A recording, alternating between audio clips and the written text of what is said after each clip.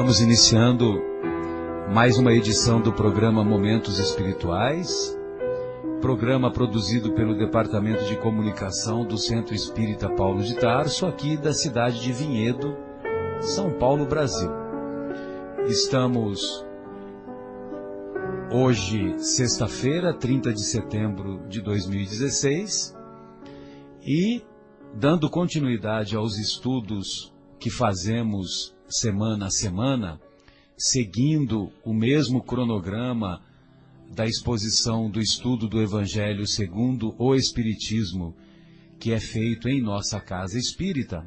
Hoje estudamos o capítulo 4º de O Evangelho segundo o Espiritismo, capítulo intitulado Ninguém poderá ver o reino de Deus se não nascer de novo. E daremos especial atenção aos laços de família. Afinal de contas, a reencarnação fortalece ou enfraquece os laços de família? Muito bem. E para preservar as passagens evangélicas que se encontram, onde se encontra, melhor dizendo, o ensinamento de Jesus, nós, primeiramente, leremos a passagem evangélica em que Jesus faz referência a esse ensinamento, que ninguém poderá ver o reino de Deus se não nascer de novo. Muito bem, nós vamos encontrar essa passagem evangélica lá em João, capítulo 3, itens 1 a 12. Itens 1 a 12. Você sabe que eu me lembro, rapaz, que lá na Copa de 82, olha só, quando você fala em Copa do Mundo de 82, já vê que o cara é velho, né? Eu já lembro do Zico mostrando a camisa rasgada. Pois é, a camisa rasgada lá, que o Gentili fez um pênalti descarado no finalzinho do primeiro tempo e o juiz fez de conta que não viu. Um juiz israelense, por sinal. Muito bem. O juiz de futebol, estamos nos referindo, é evidente. E aí, eu me lembro, a primeira vez que eu vi, e depois em algumas Copas seguintes, atualmente a gente não vê mais, em algumas Copas seguintes a gente via, né? Então tinha lá John, que é João, né? John em inglês. Aí 3, 2 pontos, 14, 3, 2 pontos, 1, e assim por diante, né? Aí, quando eu vi aquela frase, eu falei, caramba, o que será essa faixa aí, né? E aí, anos depois, é que caiu a ficha, né? Hello, que é uma passagem que está se referindo à Bíblia, né? Uma passagem da Bíblia. E no caso era, evidentemente, né? O Evangelho de João. Pensei que era o João Avelange. Não, Evangelho de João, capítulo 3. Não confunda Evangelho de João com João Avelange. João Avelange, não, misericórdia. Que Deus ilumine o caminho dele, porque recentemente ele abandonou o corpo, né? Faz alguns meses. Então, o Fábio, aí é que caiu a ficha, né? Que John, né? Capítulo... Então, John vem seguido do número, 2 pontos e outro número. O primeiro número é capítulo e o segundo número é versículo, evidente, né? Marcos, hoje nós temos cheios de Marcos, né? Marcos Silveira, que saudades, bem-vindo, viu, Marcos? Boa noite. Boa noite, obrigado. É sempre um prazer enorme estar aqui, sempre muito bom ter a companhia de todos vocês e, claro, dos nossos ouvintes. E obrigado pela salvaguarda que você nos deu hoje, né? Que o nosso querido Guilherme tem um compromisso, não pôde vir. Boa noite, Marcos Melo. Que satisfação contar com a sua colaboração permanente, né? Mais um trabalhador aí que veio arregaçar as mangas. Opa, estamos aqui. Boa noite, Marcelo, Fábio, meu xará aqui, Marcos e todos os ouvintes também. Vamos lá, com fé, para o novo programa Beleza. De hoje, né, Marcelo? É isso aí.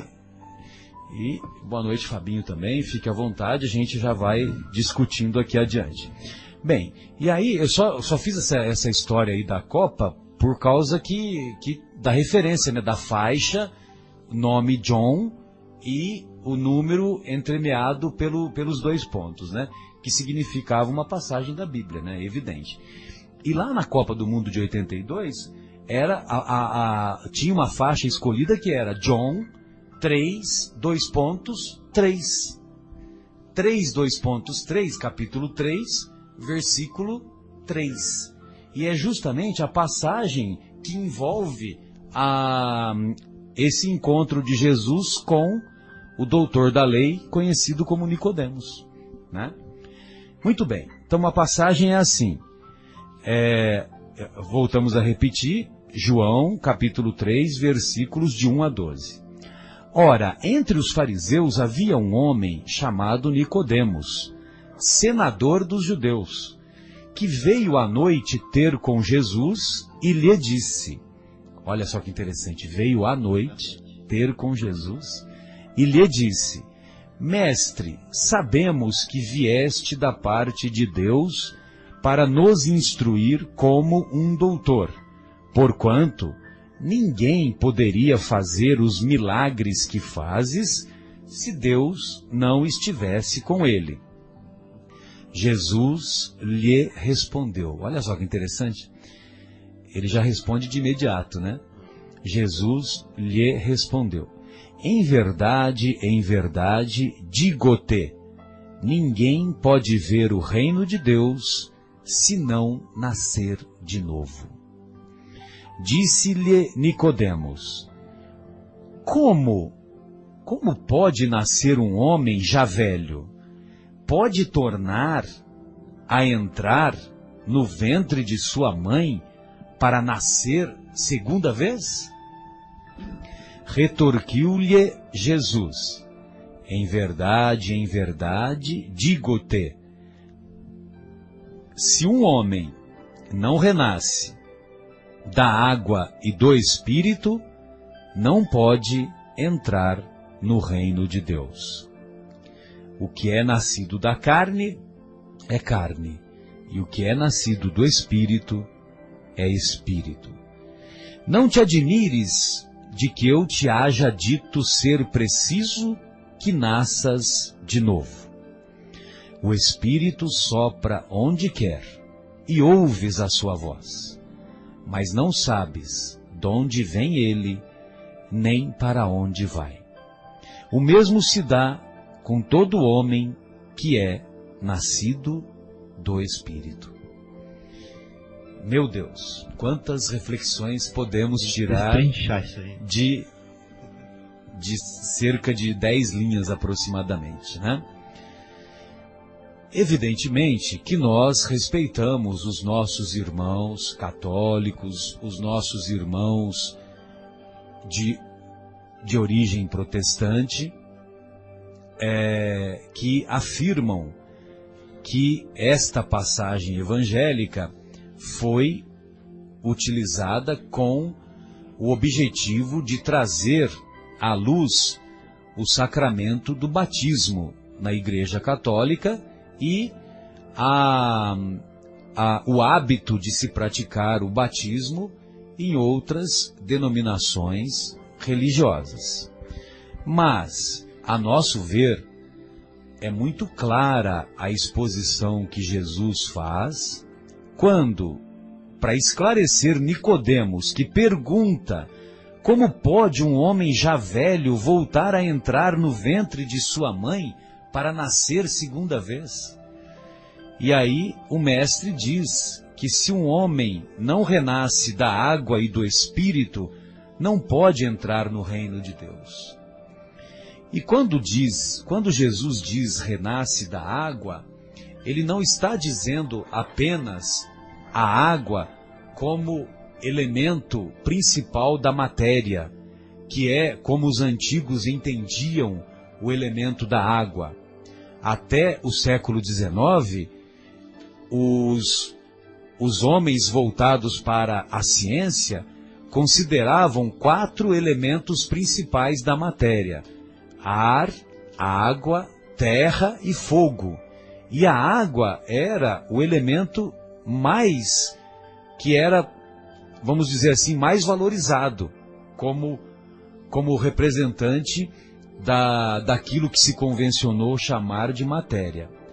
Então, não só Jesus se referia à matéria, que o homem é preciso renascer da matéria e do espírito, como também ele fazia referência à água contida no líquido amniótico.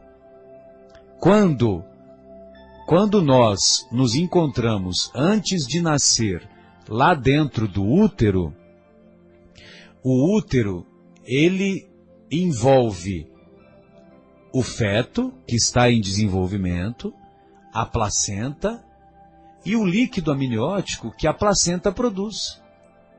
Então, Jesus deixa claro esses dois elementos, né? Ou essas duas suposições, que colocando a água como símbolo da matéria e também a água do líquido amniótico.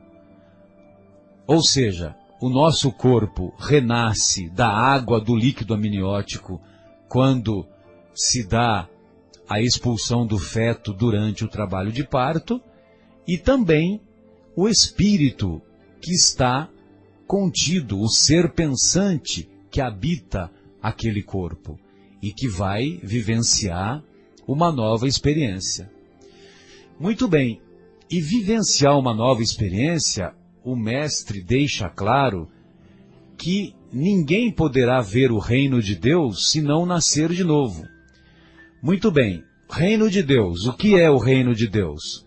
O reino de Deus é a obra divina no coração do homem. A obra divina no coração do homem será que 70, 80, 90 anos são suficientes para que essa obra divina seja realizada no coração de cada um de nós? Porque das duas uma, ou temos apenas uma existência, ou temos várias existências. Não há outra possibilidade. Ou temos uma única existência, ou temos várias existências. Se fosse uma existência apenas que nós tivéssemos como experiência, será que nós temos em uma única oportunidade a capacidade de desenvolver todas as virtudes no seu mais alto grau, vivendo apenas 70, 80, 90 anos? Sem contar aqueles que morrem em tenra idade, aqueles que morrem jovens. Será que esse curto período de menos de 100 anos é suficiente para desenvolvermos a paciência, a coragem diante das dificuldades, desenvolvermos a fé, desenvolvermos a capacidade de perdoar, a capacidade de amar? Será que 100 anos são suficientes? Então, por esse motivo, nós temos a convicção de que o mestre deixa claro que, quando ele diz, ninguém poderá ver o reino de Deus se não nascer de novo, significa que nós necessitamos de várias experiências na carne, várias experiências como portadores de corpos físicos, os mais variados, para desenvolvermos essas virtudes e para que o reino de Deus, ou seja, para que a obra divina se implante, seja implantada no coração de cada um de nós. Fábio, gostaria de ouvi-lo. Fique à vontade. Marcelo, esse tema é maravilhoso, né? Eu me empolgo muito com esse tema, porque foi através dele que eu fui atraído pela doutrina espírita. O tema reencarnação. Atraído pela e atraído para a doutrina. Exato, pela e para. Então, queria fazer uns comentários, né? Que você já começou. Eu queria continuar alguns tópicos que você começou. O primeiro é o seguinte. Você falou do renascer da água e do espírito, né? E eu estava lendo aqui em Gênesis, capítulo 1, versículo 2. Logo no comecinho. Então fala Que assim... Deus primeiro fez as águas, né? Exato. E a terra era... Não, o versículo 1 fala assim: no princípio criou Deus o céu e a terra. E a terra era sem forma, ou seja, ela não era redonda ainda. E vazia. Nossa, criou uma terra vazia. E havia trevas sobre a face do abismo. Mas ele não falou que ele criou o abismo. Exato. Né? Então, mas havia terras sobre a face do abismo. E o Espírito de Deus se movia sobre a face das águas. E nem falou que Deus criou as águas. Né? Então, a impressão que dá é que já havia as exatamente, águas. O abismo e as águas já haviam, porque ele falou assim que no princípio criou Deus o céu e a terra. Então ele falou que Deus se movia sobre a face das águas. Então significa que essas coisas, a terra e o céu, foram tiradas das águas. No capítulo 6, no versículo 6 fala assim: e disse Deus, haja uma expansão no meio das águas, e haja separação entre as águas e as águas. Exatamente. Então ele separou as águas das águas, no versículo 6. Aí depois ele fala assim, ó.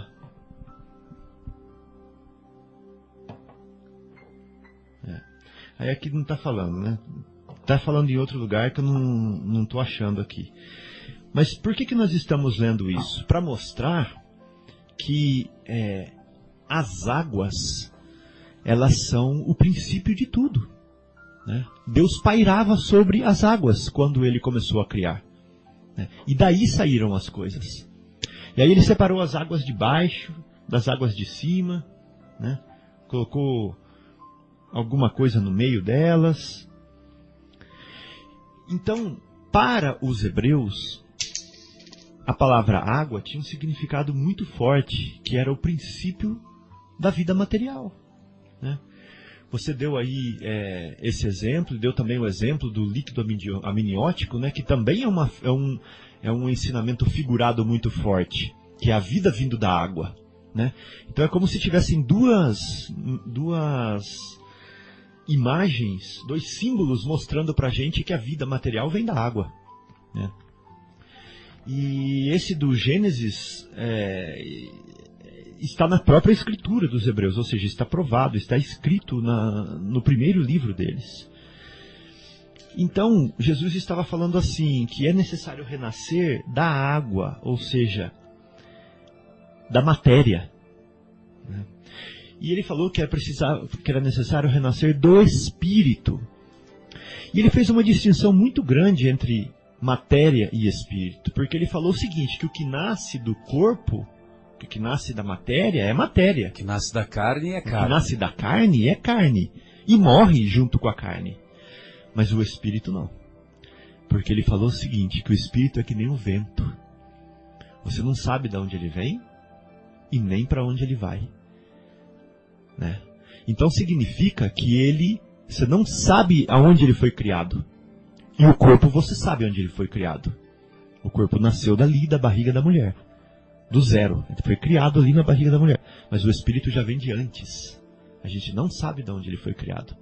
Então, com essa explicação claríssima, Jesus está dizendo que o Espírito, que nós não sabemos de onde vem, toma um corpo. Usa desse corpo. O corpo nós sabemos para onde vai. Vai para debaixo da terra. Ou vai ser cremado. Mas o Espírito nós não sabemos para onde vai depois. Então o Espírito é errante. A gente não sabe de onde ele vem, nem para onde ele vai. E ele tomou um corpo. Então é necessário nascer de Espírito e de matéria. Ou seja, o Espírito necessita tomar uma matéria, viver essa vida aqui, e depois repetir o ciclo. Começar a nascer de novo, espírito e matéria. Então eu acho que aí tem um ensinamento fantástico para nós, que agora eu vou pegar o gancho daquilo que você falou, né? Porque nós espíritas entendemos que as virtudes não podem ser desenvolvidas no seu mais alto teor em uma única encarnação. E eu gosto sempre de dar um exemplo, falar da paciência, por exemplo. Vamos imaginar a paciência no seu mais alto teor. Então eu tenho que viver... Autocontrole diante das adversidades. Exato. Então, aonde que são as escolas da paciência na vida? Temos que admitir que viver do lado de um monge budista é uma escola de paciência, né? Eles são super pacientes, eles sabem ensinar os discípulos deles a serem pacientes. Estudar o Evangelho nos dá paciência também, nos dá equilíbrio, em todos os sentidos. E a paciência é um deles, né? E viver num mundo calmo, onde, junto com pessoas pacientes, ensina a paciência. Agora, depois que a gente aprendeu a paciência no mundo calmo, no meio de pessoas pacientes e tranquilas, nós precisamos testar essa paciência. Será que nós vamos ser realmente pacientes no meio de pessoas impacientes? No meio de situações desagradáveis, caóticas, estressantes, né? Então, será que eu vou exercitar, fortalecer a minha paciência? Será que eu vou abrir mão de fortalecer a minha paciência no meio desse? E será que dá tempo de viver todas as nuances da paciência em uma vida só, para aprender tudo da paciência? Ou seja, viver entre pessoas que são pacientes, entre pessoas impacientes, em situações que ensinam paciência, entre situações que cobram paciência. Então, como aprender a paciência em todas as suas nuances? Você vai falar alguma coisa, Marcelo? Não, eu só ia lembrar que o aprendizado, ele é assim, permanente, né? E é interessante que, conforme a gente vai desenvolvendo muitos aspectos da paciência, como você está exemplificando, aí você vai desenvolvendo, só que chega lá adiante, você percebe que tem outros aprendizados que vão surgindo e que a gente achava que era portador dessa virtude, mas que a gente tem que aprender mais e mais ainda. Então, quer dizer, a vida é um eterno aprendizado, né? Não é à toa que o Gonzaguinha falava na música dele, né? Quando eu morava lá na Alemanha, eu achava que eu era paciente. Por quê? Porque as ruas de lá são calmas, o semáforo para pedestre funciona, as bicicletas têm semáforo, tem caminho próprio, as pessoas respeitam os pedestres, né? Então eu achava que eu não tinha problema nenhum com paciência no trânsito, por exemplo. Foi eu voltar para o Brasil para eu perceber o quão impaciente eu sou. Aí eu falei, nossa, se eu morresse lá na Alemanha, se eu ficasse toda a minha vida lá na Alemanha, eu ia pensar que eu era paciente. E eu não ia ter exercitado facetas da minha paciência que eu estou exercitando aqui agora. Que exercita aqui, exatamente. Nessa nova escola, né? É uma escola diferente. Mas um cidadão que viveu lá na Alemanha a vida inteira não vai viver essa experiência. Então como resolver esse problema, né? Então a reencarnação é uma oportunidade bendita, né, para as pessoas viverem diversas experiências e exercitarem no máximo grau as virtudes. Vou dar um outro exemplo, posso? Pode. Então, por exemplo, uma outra virtude, a humildade, Marcos. Eu posso exercitar a minha humildade no poder ou na servidão, né? Eu posso viver uma vida de servidão e exercitar a humildade aí, aprender muito sobre a humildade sendo um servo. Mas eu também posso exercitar a minha humildade numa outra escola, que é a escola do poder. Aí eu quero ver se eu vou ser humilde também, de fato, né? Então, são duas nuances completamente diferentes que é difícil a pessoa viver numa vida só, né? Uma outra, a caridade. Eu posso ser caridoso sendo pobre, mas eu posso ser caridoso sendo rico também, né? Então, são duas facetas diferentes do exercer a caridade. Do exercício da experiência, exatamente. Da caridade. Então, ou seja, eu só dei 3 exemplos, né, Marcelo? Imagine as outras inúmeras. A humildade, né? A caridade. Mas nós temos centenas de virtudes aí que devem ser exercitadas em todas as suas nuances. A inteligência, por exemplo, a sabedoria, né? A abnegação, a renúncia, o heroísmo, né? Então são tantas coisas para a gente aprender, para a gente ver que uma vida é muita inocência da nossa parte achar que em uma vida nós vamos adquirir tantas virtudes para compactuar com o Cristo. Exatamente. Para compartilhar da morada celeste junto com Ele. Chega a ser até pueril, né? Ser até infantil de nossa parte, considerarmos que uma existência só é suficiente para isso. Exatamente. Então o nosso espírito imortal precisa renascer, precisa reviver experiências, precisa nascer de novo em diversas escolas. Precisa nascer de novo como pobre, como rico, como poderoso, como servo, como árabe, como israelense, como hindu, como negro, como branco, como baixo, como alto, como rico, como pobre, exatamente, como médico, como agricultor. E aí nós vamos viver diversas experiências. E aí sim, Marcelo, dá para entender a justiça do Pai, justiça perfeita. Porque aí eu vou entender por que tem pessoas que são menos válidas, do ponto de vista físico, né, com deficiência física.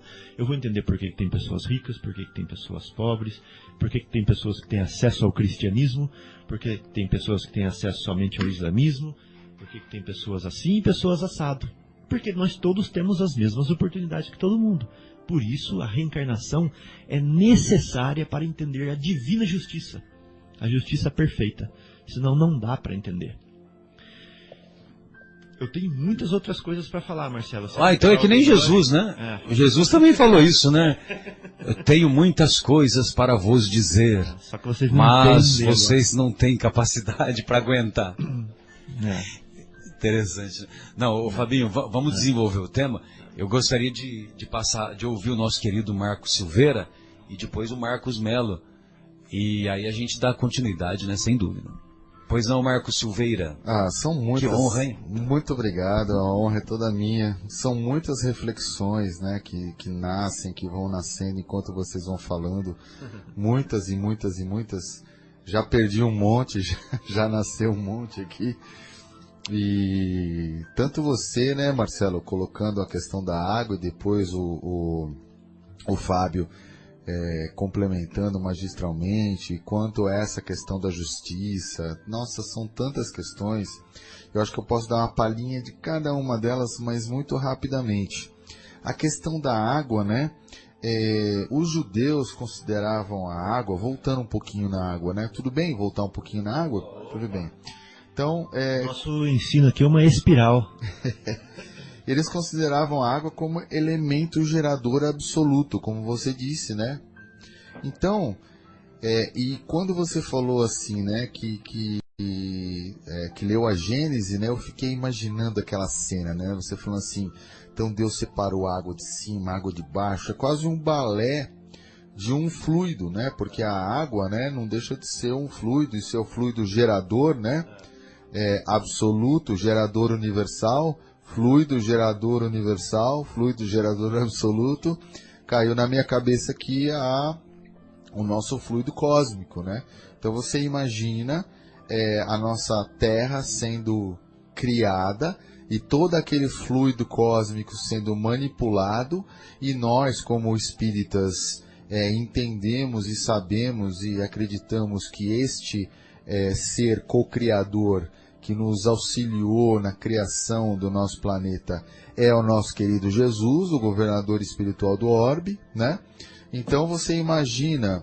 O que manda na bagaça? E é lógico que nos nossos olhos ele é tão evoluído que sim, pode ser considerado como Deus. Nós não assim o categorizamos na doutrina espírita, porque nós não fazemos essa união, como é feito em outras denominações religiosas de irmãos nossos, porém nós conseguimos compreender por que os nossos queridos irmãos de outras denominações religiosas fundem, né, o Pai e o Filho, tal. Porque está tão distante de nós, tá numa escala evolutiva que é como se fosse Deus, que mesmo. É como se fosse Deus. Então imaginemos então Jesus manipulando esse fluido cósmico universal e criando o orbe magistralmente. Fala, Marcos, só um adendozinho. Está escrito no original em hebraico a palavra Elohim, para falar que é Deus. Elohim é Deus no plural, né? E nós sabemos muito bem, né, quem já assistiu o nosso querido Haroldo Dutra Dias, ele expondo sobre os Elohims, né?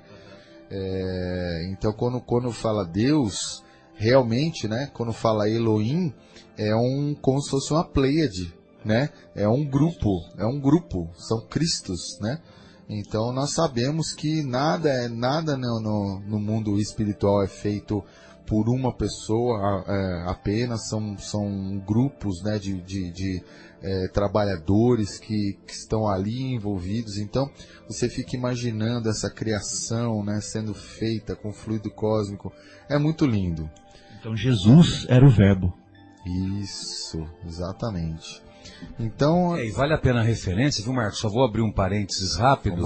Vamos lá. Que é assim, que o nosso querido Fábio fez a leitura inicial ali do Gênesis, né? Daqueles versículos iniciais do Gênesis.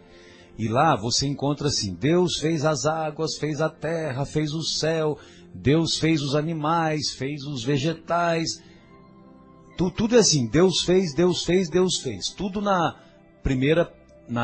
terceira pessoa do singular.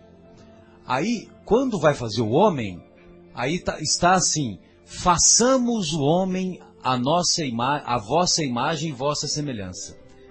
Então, quando fala façamos são esses espíritos de altíssima hierarquia, esses Cristos, que se reuniram para, naquele momento, fazer o homem. Por isso que o verbo vai para a primeira pessoa do plural. Uhum. Entendeu? Ou seja, e quando se diz façamos, o façamos, quem que está lá? Junto com outras entidades de altíssima hierarquia? O próprio Jesus, que é o governador planetário. Claro. O que nos dá de novo esse senso de equipe, né? De time, né?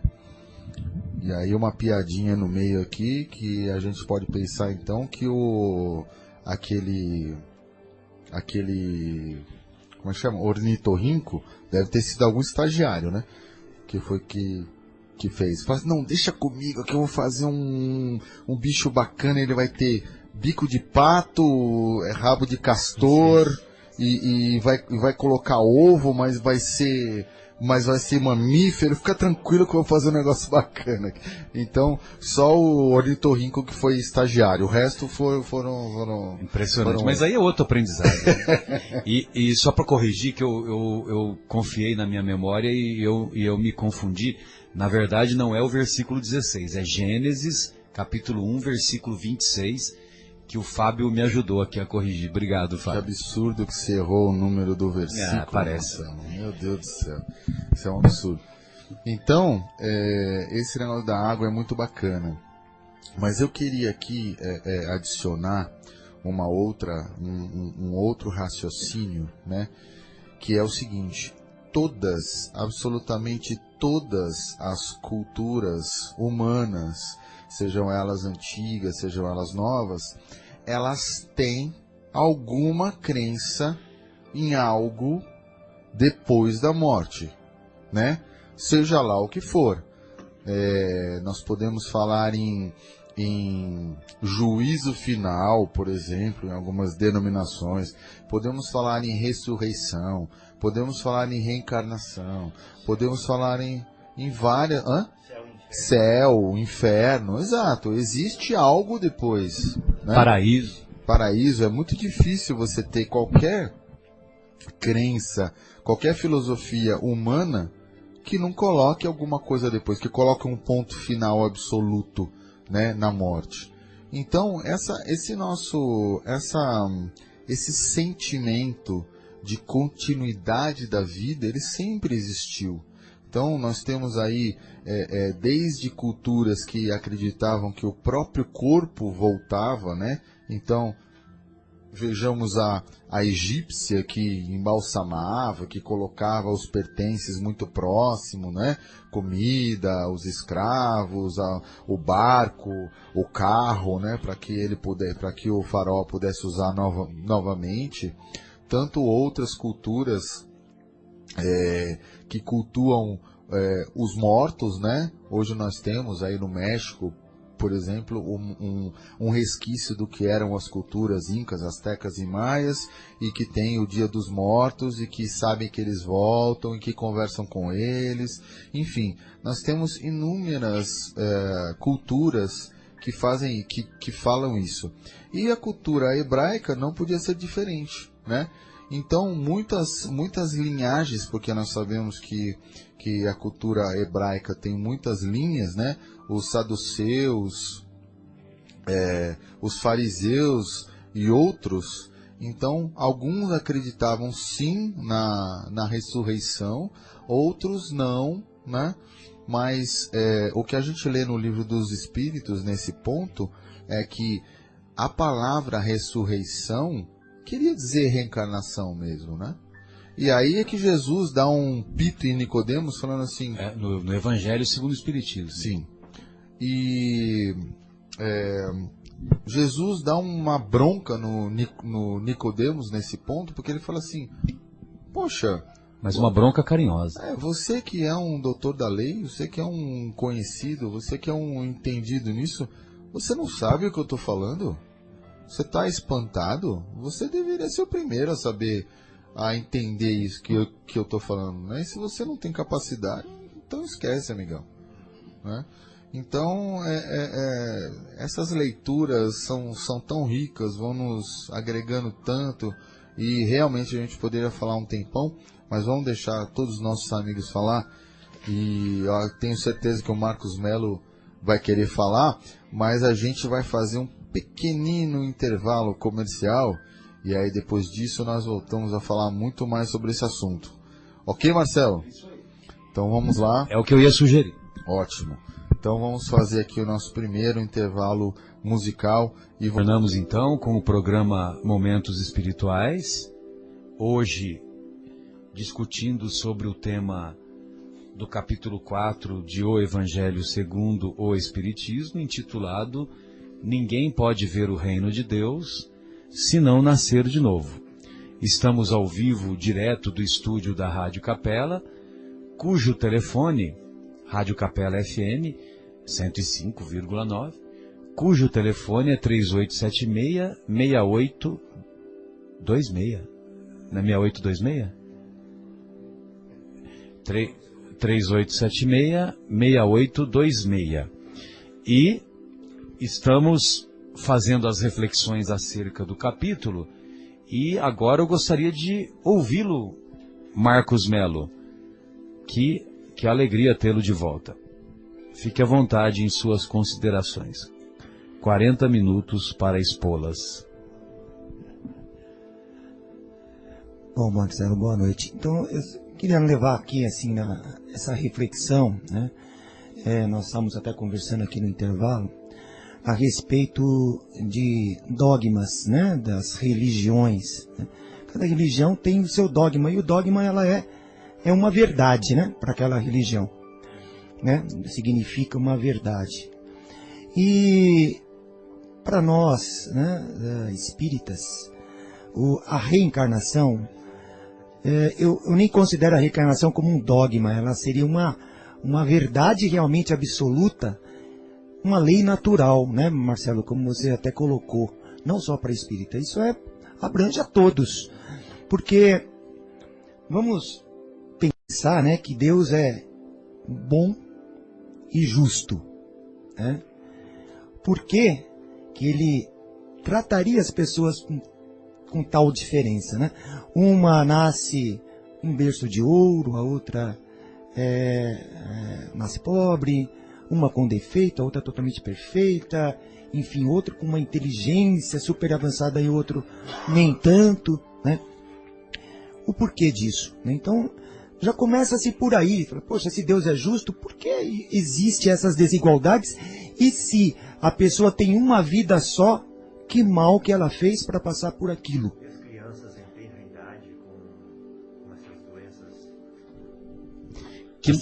Que nascem com malformações, né, Fábio? Sem dúvida, né?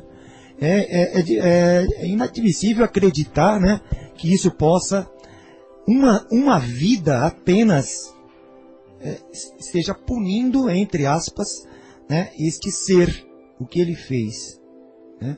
O que ele fez para passar por aquilo. Então, até estava lendo aqui um trecho. Para que serve a reencarnação, né? Isso está no livro A Vivência do Evangelho segundo o Espiritismo, do Edson de Oliveira e Taide Gomes Schumacher. É o óbvio, né? Mas eu vou ler mais para a gente não... Como fator para desenvolver o nosso progresso, intelectual e moral, né? Beleza? E o segundo motivo, um fator de limpeza das manchas que nós mesmos colocamos em nossos perispíritos. Ou seja, nós acertarmos ou corrigirmos escolhas erradas de vidas passadas. Esses são os dois motivos. E o desenvolvimento, evidentemente, intelectual e moral, como você estava dizendo, né? Provavelmente nós, Fabinho estava falando, provavelmente nós levaríamos diversas encarnações para uma das virtudes ser desenvolvida. Uma delas apenas. Precisa de centenas de milhares para nós completarmos todas as virtudes, aquela do homem de bem, né? Que na verdade não tem fim. É uma lista enorme e depois no fim dessa lista, ele diz, né, Marcelo, tem muitas outras ainda. Poxa, você fala, meu Deus, né? Então... muitas outras virtudes para desenvolver. Pois é, nós levaremos muitas e muitas. E quando nós vemos a situação de Emmanuel, né, um espírito já em alto grau de desenvolvimento, que já passou por muitas e muitas reencarnações, teve contato com o próprio Cristo, né, e reencarnou novamente. Reencarnou várias vezes e está encarnado, pode estar encarnado segundo o Chico Xavier. Segundo o próprio Chico, sim. Então você vê que isto é necessário realmente, é uma lei natural, isso tem que acontecer para a nossa evolução. É difícil acreditar que não exista reencarnação, né? E depois até o Marcos estava falando sobre a ressurreição, essa questão da ressurreição para os judeus, que é a própria reencarnação, né? Porque a própria natureza diz que um espírito nasce em um novo corpo. É impossível ele ocupar o corpo que ele já tinha antes, né? A mesma coisa surgiu na reencarnação de Elias, que ninguém reconheceu Elias. Por que ninguém reconheceu Elias? Quando ele reencarnou como João Batista. Reencarnou em outro corpo. Ele reencarnou em outro, exatamente. Porque o Elias viveu 800 anos atrás, né? Sem dúvida. Eu tenho a passagem aqui, viu? Depois eu vou ler para você. Legal. O capítulo 17 de Mateus, né? E o telefone é 3846-6846, viu? Peço desculpa. 3876? 3876-6846. Isso aí. Que é o telefone aqui da Rádio Capela FM 105,9. Desculpem. E depois um pouco mais para frente, não vamos desenvolver nenhum tema, mas eu gostaria também depois de ler algumas observações sobre Mozart, né? Opa, maravilha. Tá bom? Muito bom. Então, esse primeiro comentário que você fez, viu, Marcos, aí você me remete a uma questão lá em O Livro dos Espíritos, quando o Kardec quer saber dos benfeitores espirituais. Qual o objetivo da reencarnação? E o objetivo da reencarnação é o melhoramento progressivo da humanidade, né? Ou seja, nós tendo a oportunidade de vivenciarmos múltiplas existências, evidentemente que nós vamos melhorando aos poucos. E nós, individualmente, melhorando aos poucos, a sociedade também vai melhorar. E a sociedade melhorando, a humanidade vai melhorar. Há 200 anos atrás, nós nos reuníamos nas praças, pegávamos um gato, colocávamos vivo, amarrado numa fogueira e ficávamos assistindo aquela tortura de ver um gato sendo queimado vivo. Entendeu? Hoje, se alguém dá um pontapé num cachorro e alguém vê essa pessoa dando um pontapé, meu Deus do céu, é uma comoção, né? Em 2 minutos o relato está nas redes sociais, em 2 minutos já está essa pessoa já está sendo acusada, e se bobear é capaz até de ser presa, né? E eu acho que nem seria tanto, mas nem seria para tanto, mas que é uma oportunidade de um processo pedagógico importante, sem dúvida. Sem dúvida. Inclusive eu estava lendo no livro o Sublime Peregrino. Sublime Peregrino. De Ramatiz. Quem será, né, o Sublime Peregrino? Pois é, o próprio Jesus. E é feita uma pergunta para Ramatiz a respeito do flagelo, né? Que Jesus foi flagelado, foi espancado, humilhado. E aí ele diz o seguinte, assim, naquela época, até os judeus, eles usavam isso como uma coisa comum para eles, porque o grau de evolução daquela época, daqueles encarnados daquela época era daqueles assim. Tempos, sem dúvida. Então eles batiam, chicoteavam, o chicote era a coisa mais comum, né? Lapidavam, né? Isso aí era dos judeus. 39 chicotadas, né? Já pensou? Então eles flagelavam as pessoas assim por coisas banais. E como você falou, Marcelo, você vê como nós até evoluímos bastante, porque se alguém vê uma pessoa maltratando um animal na rua, pode ser um crime hediondo, ele pode ser preso, sim. não é mesmo? Você maltratando um cachorro, matando não sei o quê, cruelmente falando, é um crime, né? Então evoluímos com certeza, porque é evidente, estamos ainda lá embaixo no grau da evolução, temos muito que evoluir, mas melhoramos, né? Melhoramos muito, da Idade Média para cá também, né? Sem dúvida. Onde pessoas eram queimadas por coisas banais, né? Sem Isso dúvida. são em virtudes das reencarnações, da evolução mesmo. Sem dúvida. E a outra,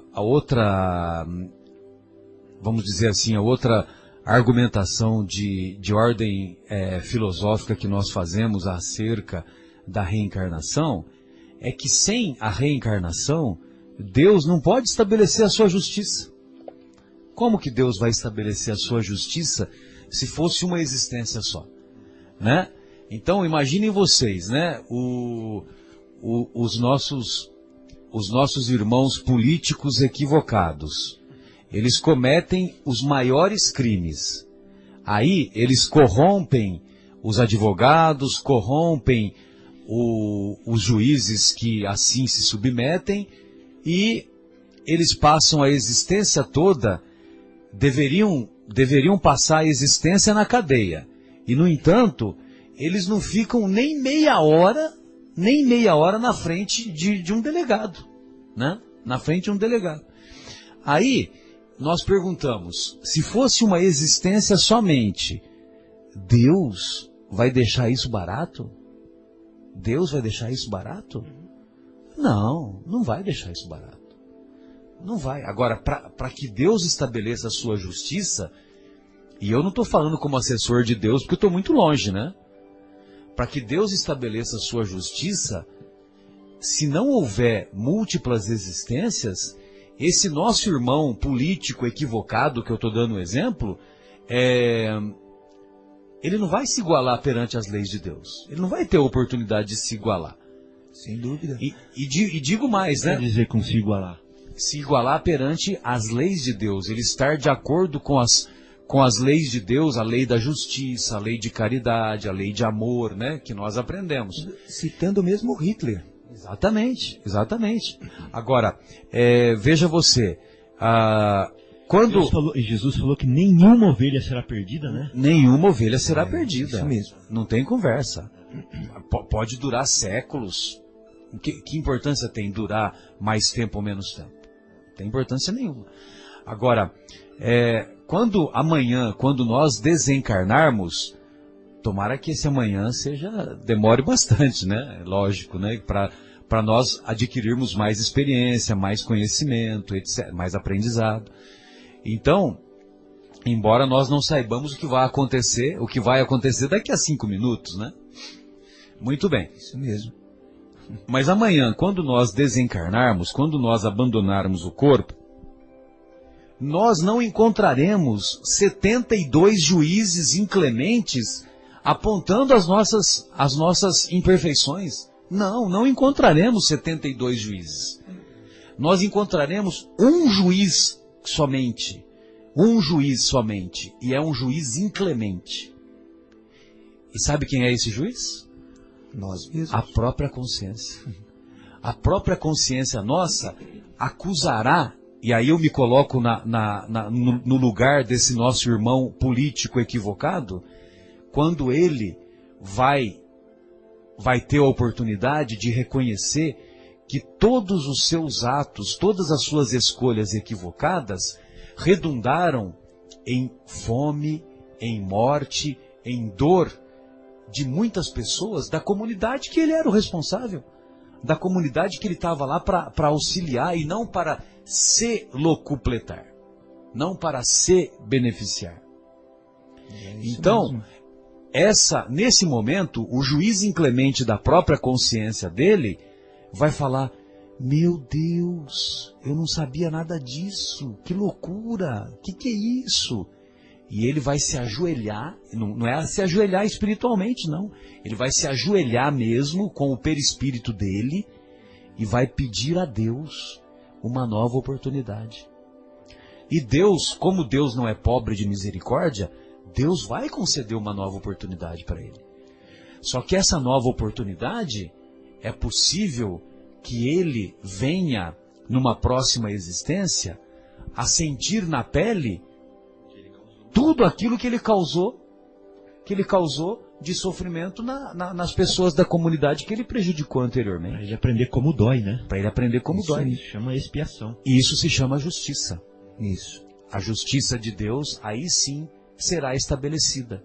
Como relata em uma obra do André Luiz, talvez vocês saibam qual é a obra, que eu não me lembro qual obra que é.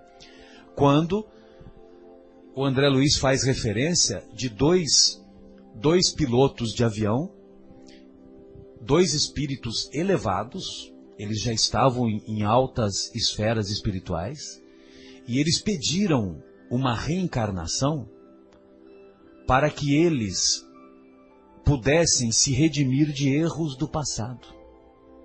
E na época, no início, nas primeiras décadas do século XX, 1920, 1930, 1940, a aviação estava iniciando, né? Estava iniciando o voo, né? Então, eles pedem uma reencarnação relativamente curta, 20, 30, 40 anos aproximadamente, para que eles pudessem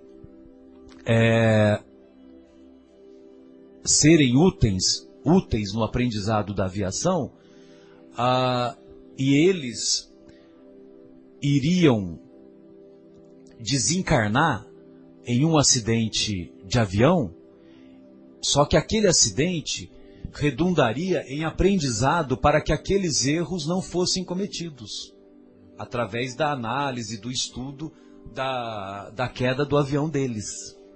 Então eles pediram uma existência em que eles pudessem desencarnar através de uma queda de um avião. E foi autorizado isso pelos benfeitores espirituais.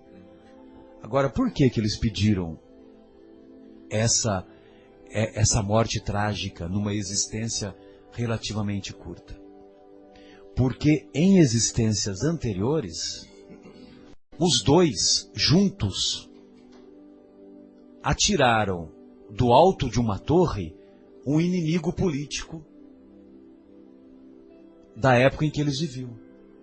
Ou seja, eles pediram para sentir na carne o mal que eles impuseram àquele antigo inimigo, aquele pavor, aquele sofrimento. Dá para ter uma ideia, né? Tem uma ideia. Só uma pálida ideia. De pensar, né? Exatamente.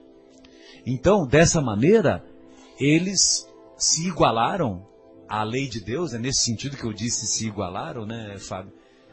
Para que se estabelecesse a justiça, para que se estabelecesse o perdão, para que se estabelecesse vamos dizer assim, a limpeza da consciência, né? Marcelo, e mais que tudo, de uma vez por todas, eles eliminaram do ímpeto deles, da índole deles, qualquer tendência de fazer isso de novo. Porque aí eles têm um trauma agora, eles têm uma lição tão forte que mesmo que eles venham numa outra vida, que apague a memória deles, eles não vão ter mais esse ímpeto, esse impulso de empurrar alguém e de tirar a vida de alguém dessa forma. Veja você ficou muito forte. Como o aprendizado é progressivo, né? Exatamente. Você vê como que é? Exatamente o que o Melo falou, que o Marcos Melo falou sobre uma das funções da reencarnação, que é a limpeza das manchas que nós mesmos colocamos em nossos perispíritos. Exatamente isso. E sabe que me remete àquele caso do João Hélio, que nós já citamos aqui no programa uma vez, Marcelo, não sei se você se lembra, que ele foi arrastado por quarteirões, o menino ficou preso no sim, bem lembrado, no carro, né? Cinto de segurança, né? Por 8 quarteirões ele foi despedaçando. Não dá muito detalhe, Marcos. E depois ele mesmo, por espírito, passa uma carta para os pais explicando o porquê daquela forma que ele escolheu, né? Passar por aquilo e o que ele tinha feito anteriormente. Sim. Que é uma coisa linda até. E os pais que o receberam nessa encarnação, ele demorou, acho que 1.500 anos, eu não me lembro, Marcelo, não sei se você se lembra, mas ele teve demorou-se muito para que ele reencarnasse, porque não havia alguém que o aceitasse como filho. E este casal o aceitou, eles foram esse casal foi vitimados por ele, né? Ele amarrava as pessoas na bica. O perdoou, né? O perdoou. Tanto que, quer dizer, teve um amor, sentiu amor por ele quando ele se foi, tão jovem, com 8 anos. Acabou o mundo para eles, para aquele casal que morreu, desencarnou o filhinho deles, né? Mas é uma história de reparação, né? Que é uma coisa que realmente a reencarnação nos dá essa oportunidade de repararmos esses enganos que nós fizemos no passado. Demorou muito para acho que o nome dele era João Hélios, algo assim, né? Para ele. Acho que é João Hélio. Né? O nome era até parecido. O nome com ele no passado, ele agora. Exato. Um nome meio até parecido. E foi dessa forma que foi encontrado. Que é uma história, acaba sendo trágica. Né? E na obra Ave Cristo, o nosso querido Emmanuel, ele faz referência ao Tassiano, e o Tassiano, num determinado momento, ele condena à morte um dos escravos, que ele gostava muito desse escravo, chamado Rufus. E esse escravo, ele fica muito decepcionado, porque ele ficou sabendo que o Rufus era cristão.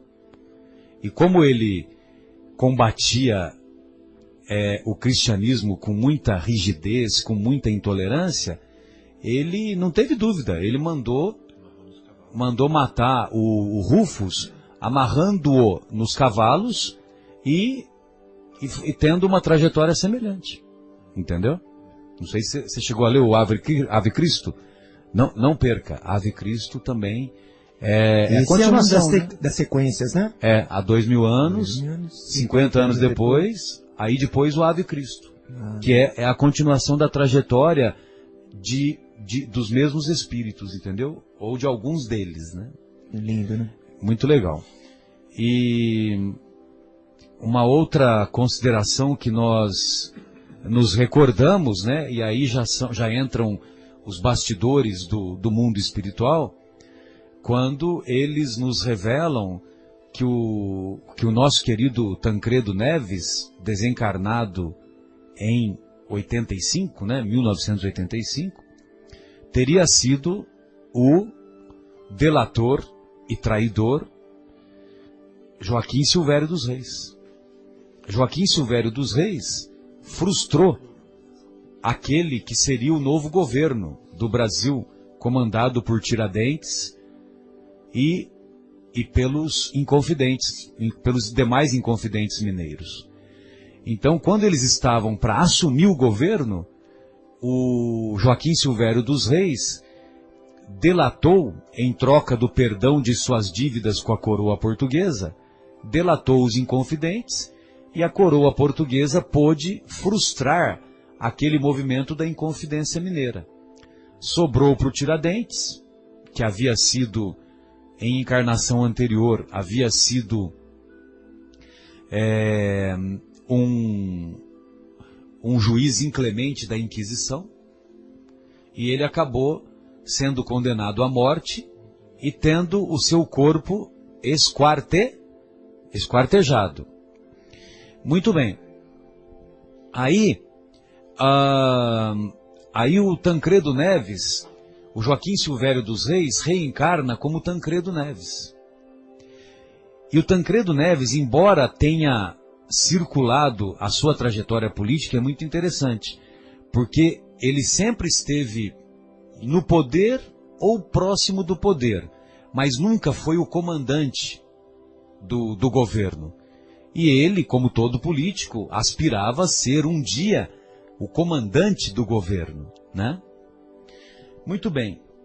Às vésperas de assumir o poder, de assumir a presidência da República, ao invés de ir para o Palácio do Planalto, ele vai para o centro cirúrgico.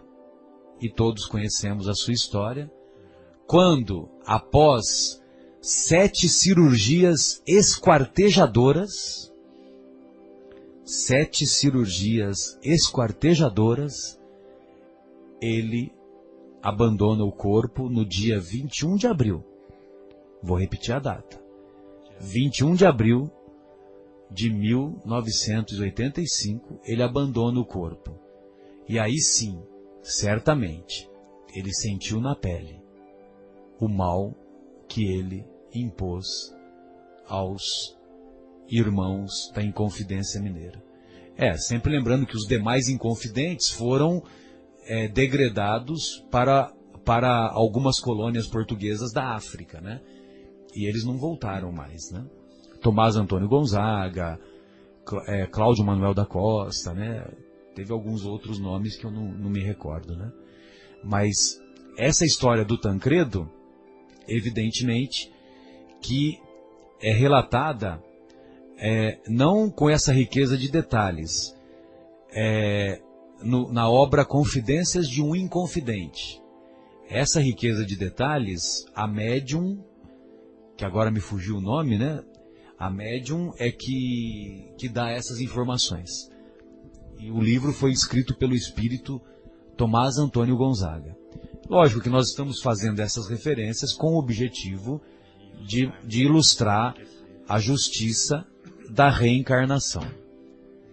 Justiça da reencarnação também, que pode se estabelecer através de uma história que o nosso querido Chico Xavier conta, quando uma mãe procura pelo Chico dizendo: Chico, o meu filho tem 10 anos de idade, ele não enxerga direito, não ouve direito,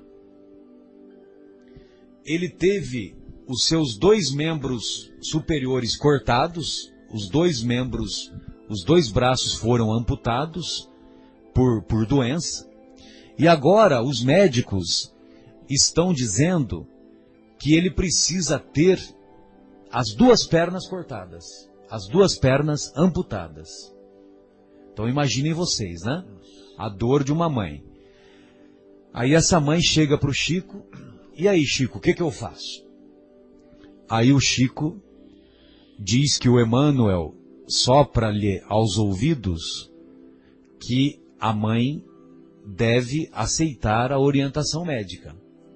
E mais importante do que aceitar a orientação médica é compreender que, se ele não tiver as pernas amputadas, ele vai fazer o mesmo que ele fez nas últimas 7 ou 8 reencarnações, em que ele não suportava ele não tinha resistências morais diante dos desafios que a vida o chamava, e ele se matava. nas últimas 7 ou 8 existências. Ou seja, se ele não tivesse os membros inferiores amputados, o que ele ia fazer? Ele ia se dirigir para algum precipício e ia se matar novamente. Então ele tinha que completar essa vivência, né? Ele tinha que completar essa encarnação. Exatamente. Interessante. Marcos, poderíamos fazer mais uma pausa? Retornamos então com o programa Momentos Espirituais. Estamos ao vivo direto aqui da Rádio Capela FM 105,9. Hoje é 30 de setembro de 2016 e o telefone da Rádio Capela é 3876-6846. Dando continuidade ao nosso estudo do capítulo 4 de O Evangelho segundo o Espiritismo, Ninguém Pode Ver o Reino de Deus. Gostaria de ouvir algumas... Se não nascer de novo. Ninguém pode ver o reino de Deus se não nascer de novo. Gostaria de passar a bola para o nosso querido Marcos Melo, que fará algumas referências interessantes a respeito de Mozart. É isso mesmo, Marcos? Isso mesmo. Essa história de Mozart é uma prova de vidas passadas, de reencarnações, né? Porque Mozart com 5 anos já compunha e ele não teve instrução nenhuma musical, estava dentro dele, né? Com 9 anos ele escreveu uma sinfonia. Com 9 anos ele já compôs uma sinfonia completa e não teve professor, né? Isso eu estava lendo aqui nos livros Grandes Vultos da Humanidade e o Espiritismo. Esse livro foi escrito por Silvio Brito.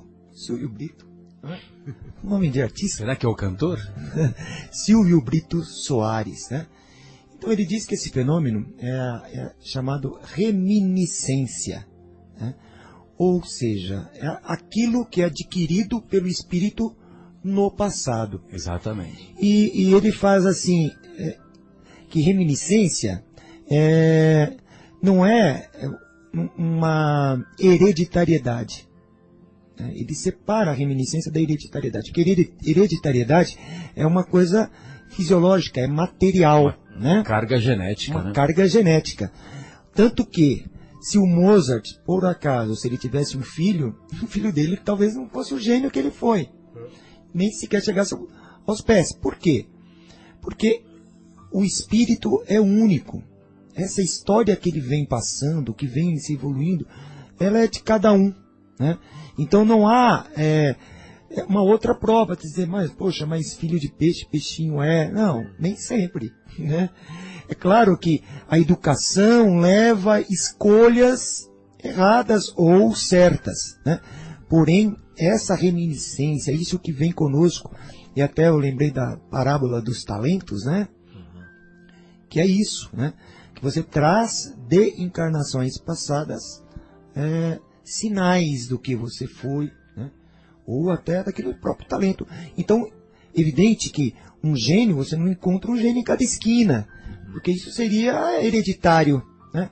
Não, é uma coisa muito rara, né?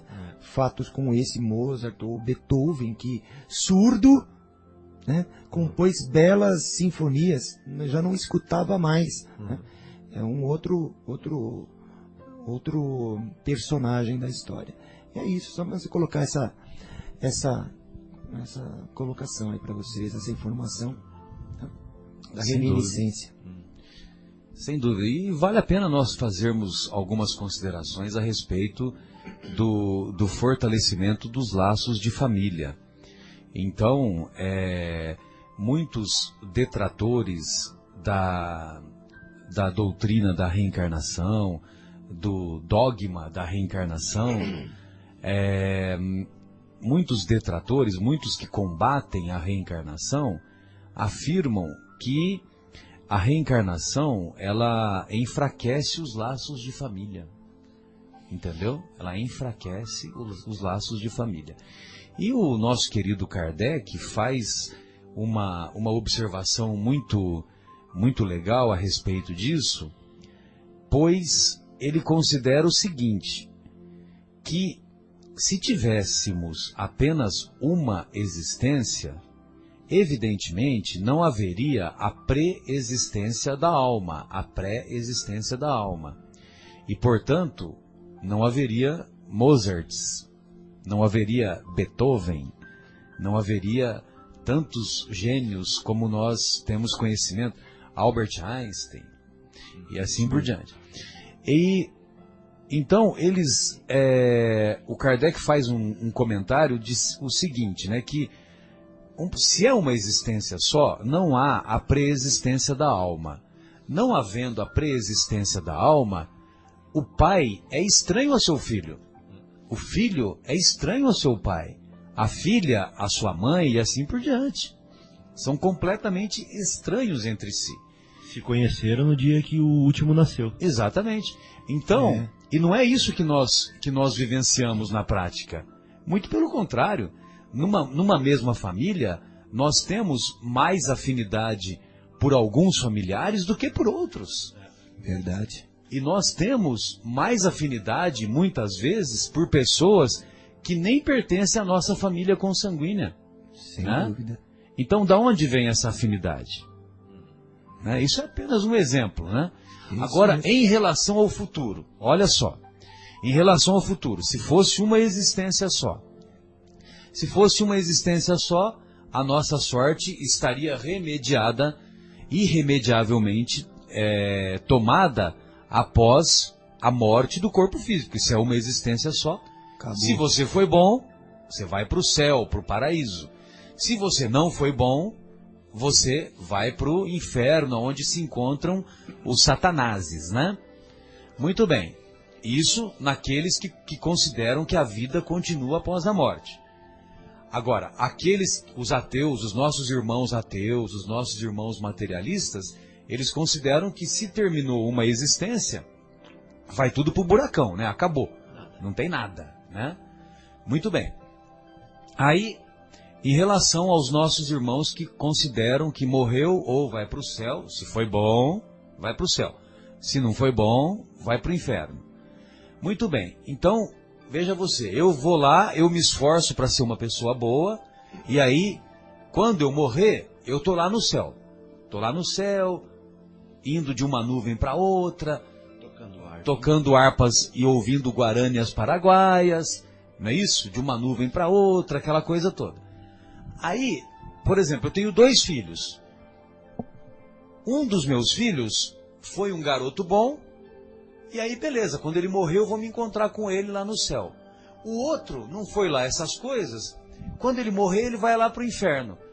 Como eu posso ser feliz no céu, no paraíso, se o meu filho que eu amo está lá no inferno? Desculpa, Marcelo, mas você vai estar no inferno estando no céu. Vou estar no inferno estando no céu. Isso Pronto. mesmo. Você falou tudo. É. Exatamente. Então, quer dizer, vejam vocês que a crença da unicidade da existência, a crença da existência única, é uma crença infantil. É uma crença desprovida de fundamento. Foi válida, né, no momento da humanidade, né, no passado, que a gente não tinha entendimento, mas hoje nós já somos convidados a mudar de ares, né, de pensamentos, de entendimento. Exatamente. É. E isso em algumas culturas ainda há algumas promessas, assim, tipo, se você for ali e se explodir, matar o número de pessoas, você irá para o paraíso e terá 7 virgens, né? 72 virgens. 72 virgens. 7 não. O cara, 72 virgens, enfim. E você vai ter leite e mel em abundância. Pois é. O cara, sem matar o maior número de pessoas possível, quer dizer, que coisa doida, né? Aquela existência da pessoa, ele fez um mal grande e foi ainda premiado. Nossa, que coisa, né? É um pensamento equivocado, né, desses nossos irmãos, né? E mesmo aquela questão do familiar, né, Marcelo, como você falou, Sim. que gêmeos univitelinos, idênticos de corpo, São diferentes. São diferentes, o espírito é diferente, né? Um diferente do outro. O espírito tem características Cada um no diferentes. seu grau de evolução, enfim, com sua bagagem, né?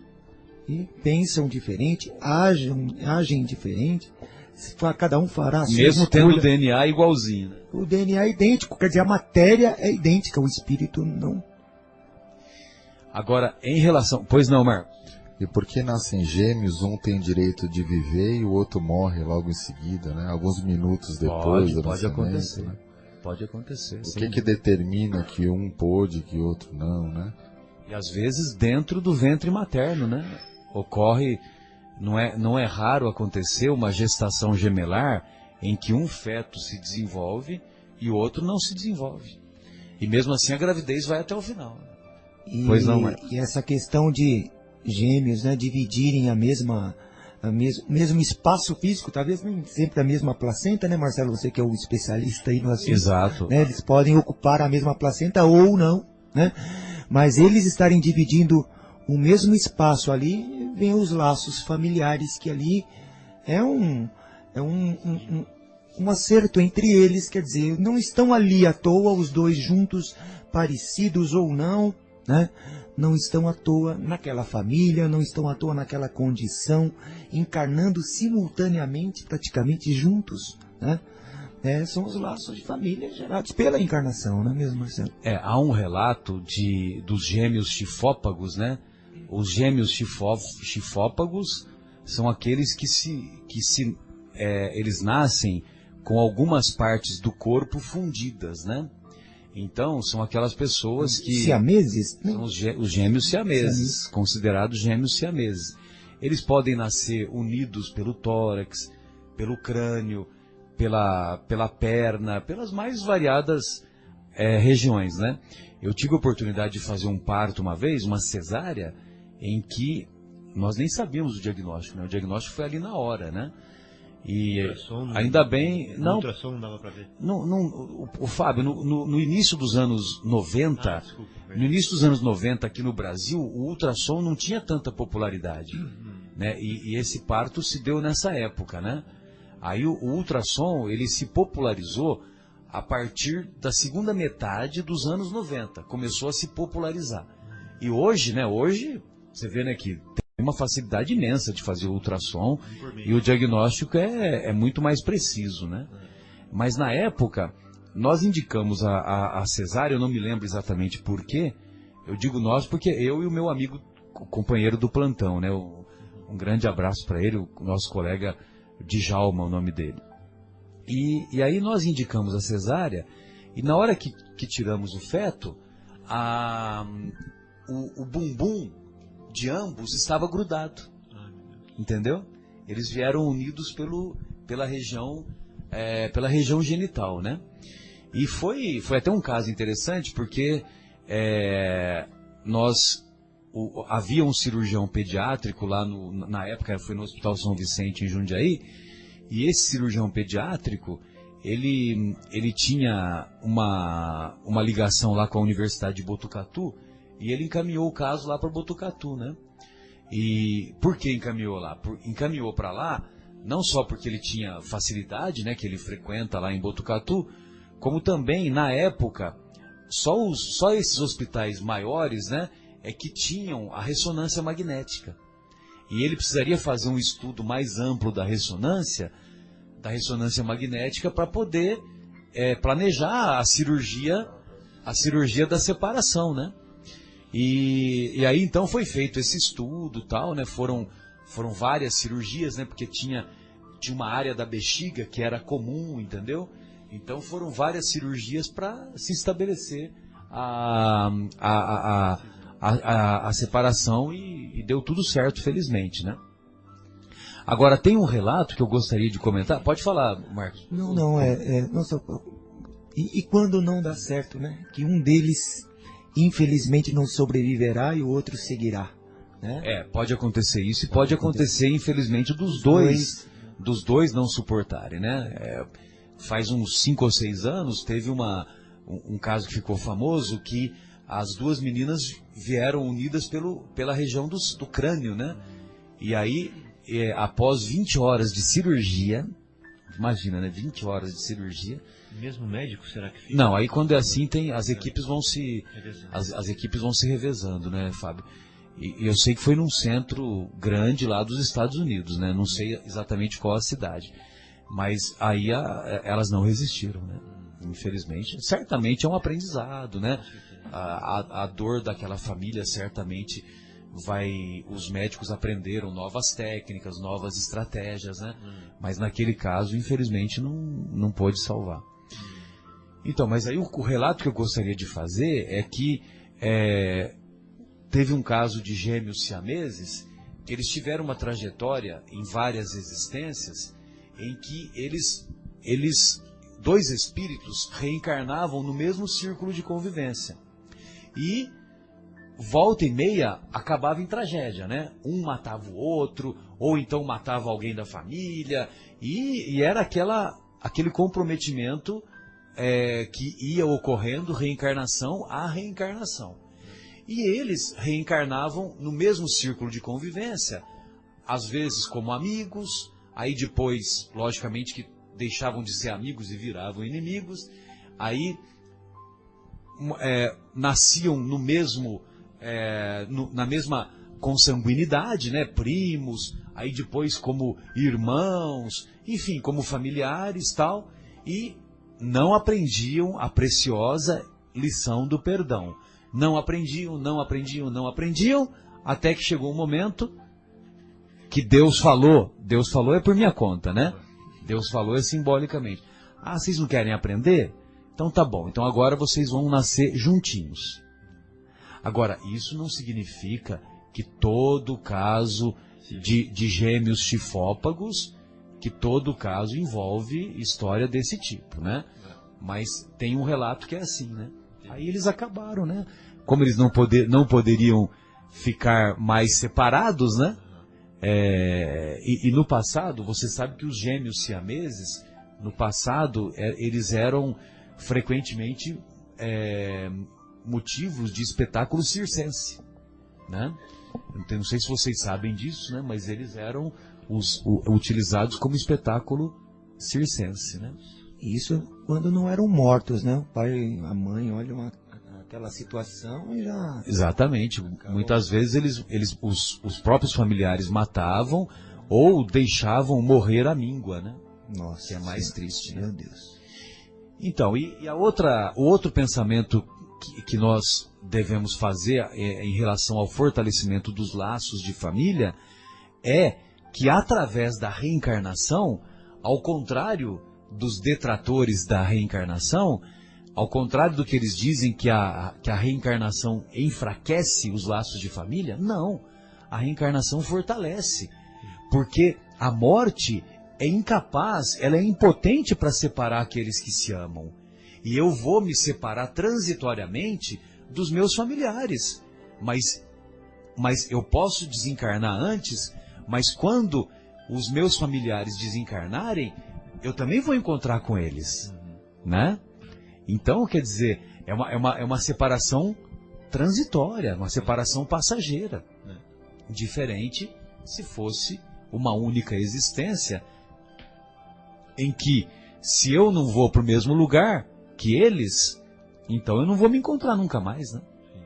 Então, que fortalecimento é esse? Se eu não vou me encontrar mais com aqueles que eu amo. Sem dúvida. E essa questão de espíritos que pedem até para que reencarne com aquela pessoa, para que a auxilie numa reencarnação, né? Que eles são espíritos amigos, né? Nas esferas espirituais mesmo, um reencarna, eu quero como missão continuar ou acompanhá-lo nessa encarnação, sendo pai, sendo mãe, o irmão, de alguma forma auxiliar também, né? Não, às vezes também as encarnações elas são feitas para aparar arestas, né? Como também encarnações para ajuda mesmo, né? Reencarna para ajudar o outro dentro da própria família, né? Então, é amplo demais essa questão.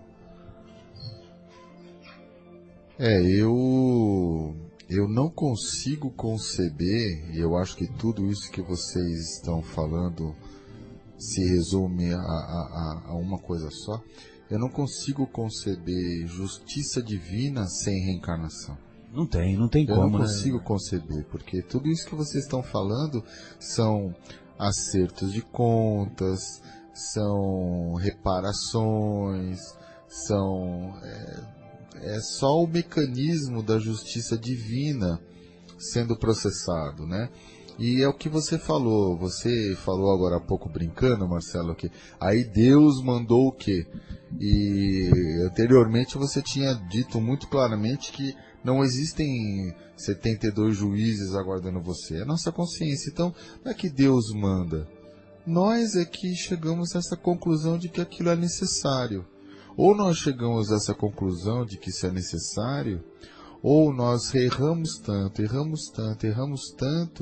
que o nosso perispírito acaba ficando até compatibilizado com energias tão densas e tão pesadas que ele acaba se desconfigurando, né? Acaba chegando num nível de deformidades. Então, não existe um Deus mau ou punidor que vai chegar em você e vai dizer, então agora tu que pecaste irás. Não existe isso, né? Existe toda uma conformação energética que nós mesmos impusemos ao nosso perispírito de modo a que ele venha dessa forma, né? Então, precisamos reconfigurar, né? Energias de atração e de repulsão, que nada mais são do que a benesse divina e a sabedoria da lei, né, divina operando. Eu não consigo conceber a justiça divina sem o mecanismo da reencarnação, não mais. Sem dúvida, né? E em relação ainda aos laços de família, merece considerar que nós não podemos limitar a nossa família apenas aos laços consanguíneos, né? Muitas vezes, como nós dissemos anteriormente, nós temos mais afinidade até por pessoas que não são da família, né? Por pessoas que não são da família. Então, evidentemente que esses que não são... Por exemplo, eu tenho a honra de pertencer à família espiritual do Marcos Melo. E eu conheci outro dia. Uma honra eu também. tenho a honra de pertencer à família do Marcos Silveira, que já conheci anteriormente através do nosso querido Eurípides, né, Marcos? A mesma coisa do nosso querido Fábio. Então, a família espiritual, ela se expande. Ela não tem limites, né? E que bom que é assim, né? Que bom que é assim.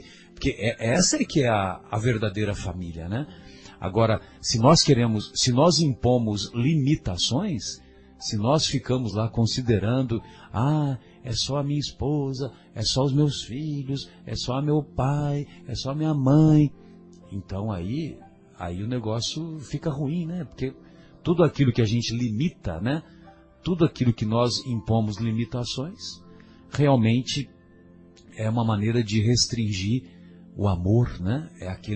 É uma manifestação do egoísmo, né? É, isso mesmo. Muito bem. Então, acho que podemos considerar o desfecho do nosso programa e eu vou deixar aí um espaço aberto para as considerações finais ou para as despedidas. Fábio, fique à vontade. Você tem mais 40 minutos à disposição. Ou 17. Estava pensando aqui que se a gente for falar em uma palavra o que Deus é, a gente fala assim, Deus é amor, né? É um sentimento mais sublime que a gente conhece, que a gente pode tentar descrevê-lo. Lógico que nós estamos limitando Deus, dando qualquer definição para ele, mas dentro do que a gente pode oferecer, a gente fala, Deus é amor. Nós somos imagem e semelhança dele, então nós somos perfectíveis, né? Nós somos perfeitos e estamos buscando ser amor também, nas nossas experiências. E aí, Marcelo, eu te amo, né? Marcos, eu te amo. Desenvolvo aquele amor por vocês, porque Deus quer que eu ame. Né?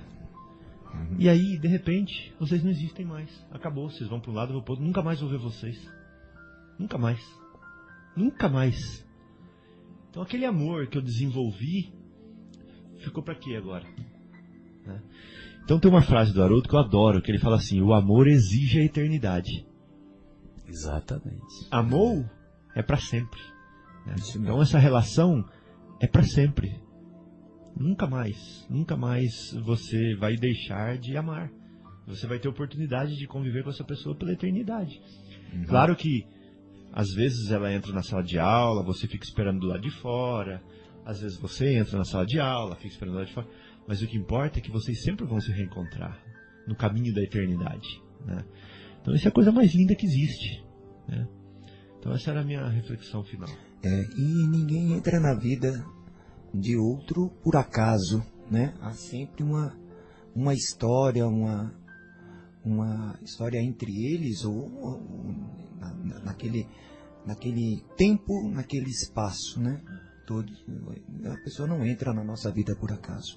Seja ele um transeunte, você olha nos olhos daquela pessoa, vibra por ela, né? Mas ninguém jamais, né, entra na vida de outro por acaso.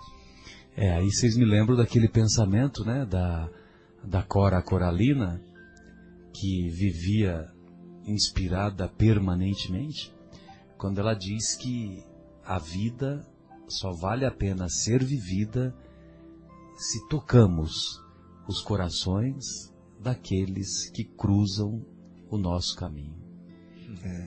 E tocar o coração é uma das manifestações do amor, né?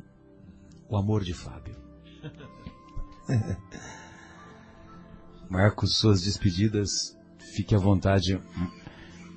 Marcos O Silveira. Marcos O Melo e O Silveira. Eu só tenho a agradecer pela oportunidade de mais uma vez estar aqui e poder comungar de todas essas energias e pensamentos dos amigos aqui e agradecer essa existência, agradecer essa encarnação onde eu pude, de alguma maneira... Tenho podido. O pude significa que você está falando como entidade espiritual. Significa que eu vou sair aqui na rua, vou ser colhido por um... Não, eu espero que não, tenho muita coisa a fazer ainda.